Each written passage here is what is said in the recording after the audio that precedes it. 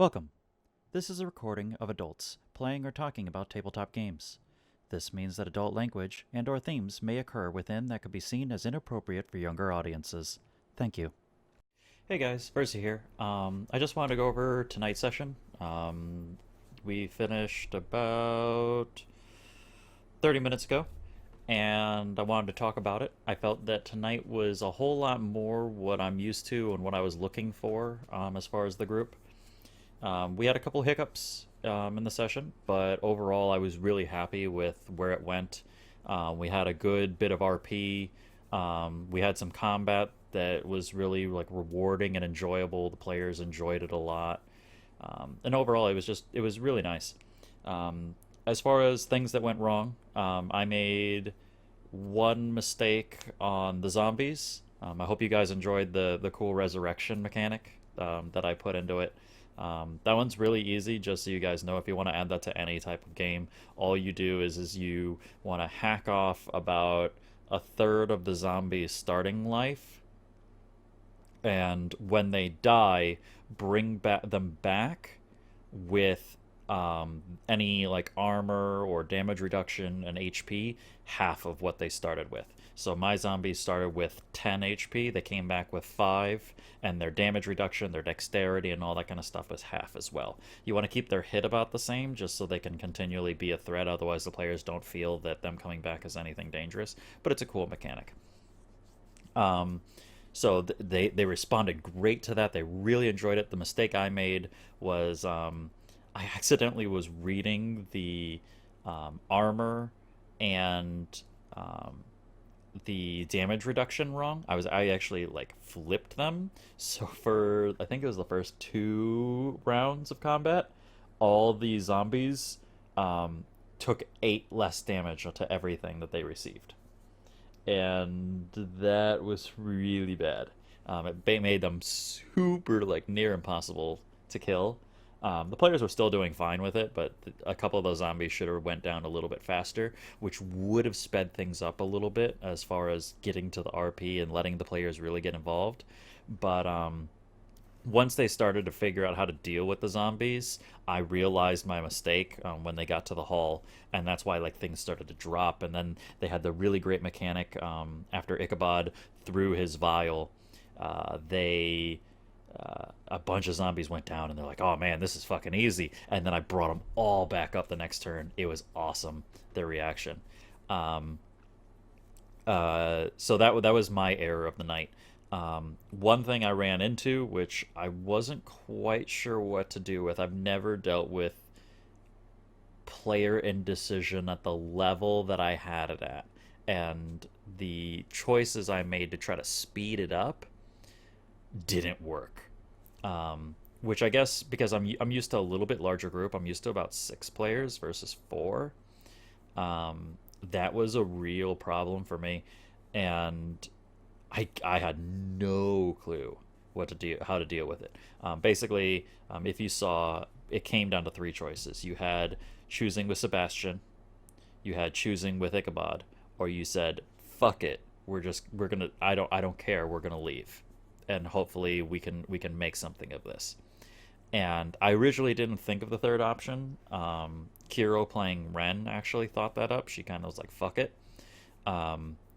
But she kind of has a little bit of ADHD IRL.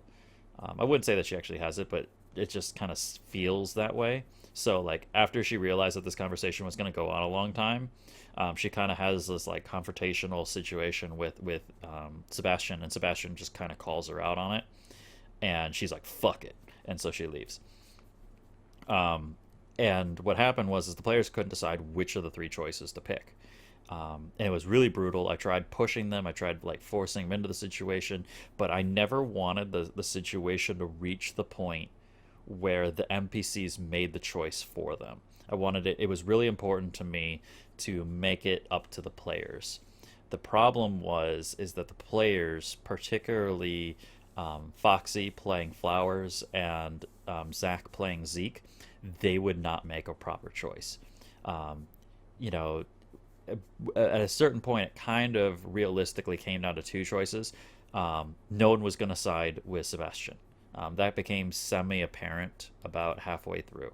And it really came down to, did they want to leave, or did they really want to risk fighting Sebastian and trying to kill him?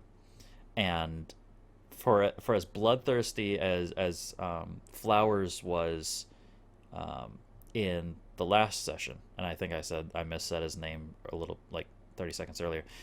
As bloodthirsty as Flowers was last session, this session he was so passive, and I wasn't expecting that. I was expecting him to make a choice and kind of go for it. And I was kind of expecting either like a player to like make the choice for the group, or the group was going to make a choice right off the bat. And I figured it was going to take about 15-20 minutes, right, between asking questions. I was going to give them really vague answers, let them kind of not reach a good answer and just have to make that choice. That classic two choice in video game kind of style. Do I take the left road or do I take the right road? And technically there's always, in every good campaign session, I picked neither road. I forged my own path, which is what Ren did. But I was expecting one of those two, and just fucking no one. You'll see at a certain point I get mad because it really shouldn't take that long. Someone should have made a choice.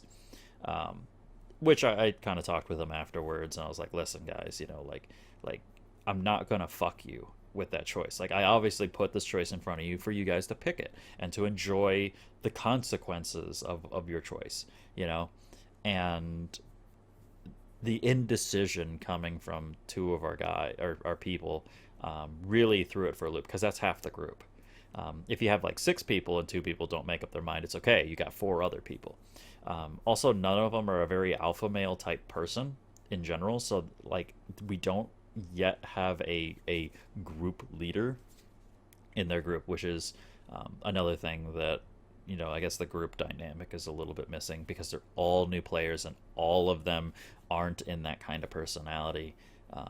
Things can get a little bit weird or a little bit difficult, and I wasn't expecting it to reach the level that it got to. We ended up doing that role-playing session where it finally got to the point where they had to make the choice. It took over 45 minutes for them to figure it out.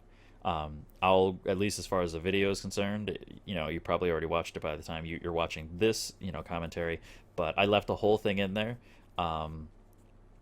because I believe that while it's not as entertaining as other portions of the video, it's important to DMs if you want to see, a situation that you might get into, and also maybe you'll see a point that you could fix it.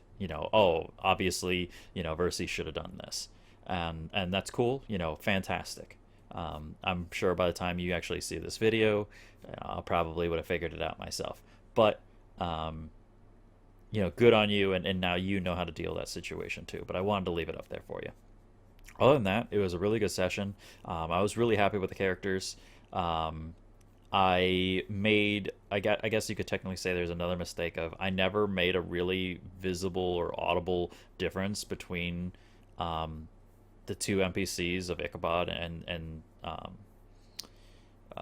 Sebastian, which I really should have, but I just wasn't thinking about it at the time.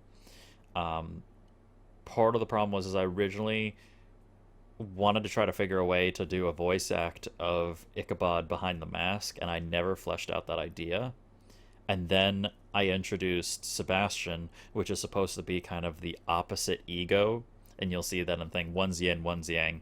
As far as things go, they both do the black and white thing, they both wear masks, but one's holy and one seems to be, appears to be unholy. I really wanted that to kind of exist, and that dynamic to make the players have to choose, even though neither one is correct. Let them have that moral ambiguity. But I did not make a difference on them, and I think that's slightly less entertaining. So DMs out there, obviously you're probably the ones watching this. Think ahead. Don't do what I did. Normally I think that far ahead, but just for some reason I wasn't thinking about it. And make sure that every character, when you make them, their voice acting. I knew attitudes for them both. One was going to be just absolutely like pompously religious, which was Sebastian, and one was going to be absolutely go-getter, entrepreneur, businessman,